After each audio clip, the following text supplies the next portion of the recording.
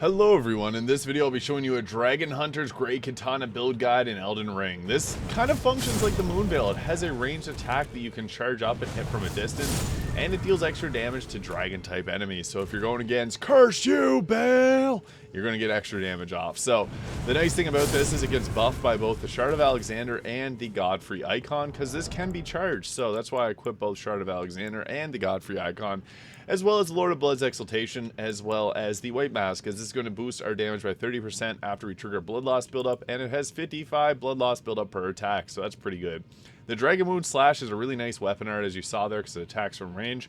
I also added a Golden Vow Dagger in the offhand just to be able to give ourselves that buff without getting the Faith. So for the level 150 build here, we got 50 Vigor, 24 Mind, 30 Endurance, 44 Strength, 40 Dexterity.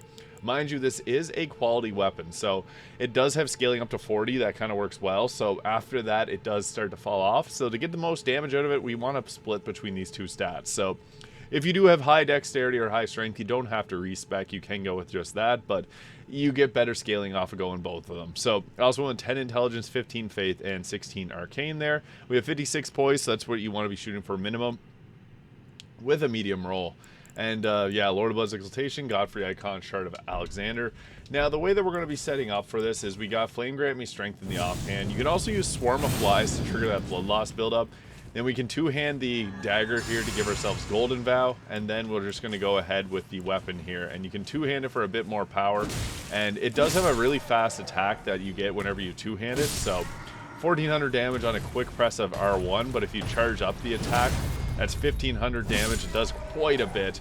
And then we can also just go with the fast attack here, which is pretty quick to come out. So it's a really nice weapon. It's got a ton of power, and you can also focus on a bit more of a defensive playing style because of its attack speed. So that is one of the nice things about this weapon. It also pokes them right off the edge, but that charge attack, it hits hard. So you can see there, but typically you want to be using the Dragon Wound Slash there because it hits from pretty far of a distance away. So that is the nice thing. Oh, we jumped towards him there.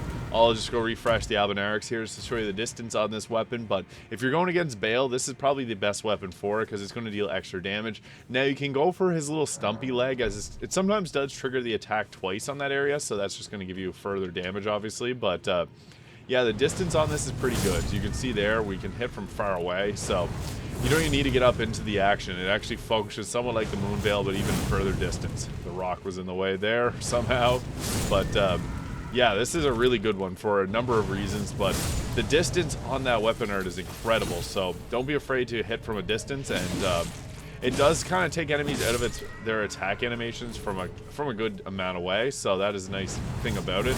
As you can see there, we're hitting from pretty far away with this weapon art. So that's why the Godfrey icon is so good. You can also aim for people that are behind the targets there to be able to hit them. We ran out of FP there. So as you level, put your mind up as well, because that's going to allow you to hit from, or that's going to allow you to cast this a bit more frequently. But the damage on it is so nice. As you can see there, we're hitting just shy of 200 or 2000 damage on that. So that's an incredible amount of damage, and you can even line it up to hit multiple enemies at a time. So that was 3 for the price of 1. That is a beautiful thing about that, and it has a really good charge attack. So that is a Dragon Hunter's Great Katana build guide in Elden Ring. If you found this video useful, please hit that subscribe button below. Thank you so much for watching, and I'll see you all in the next video.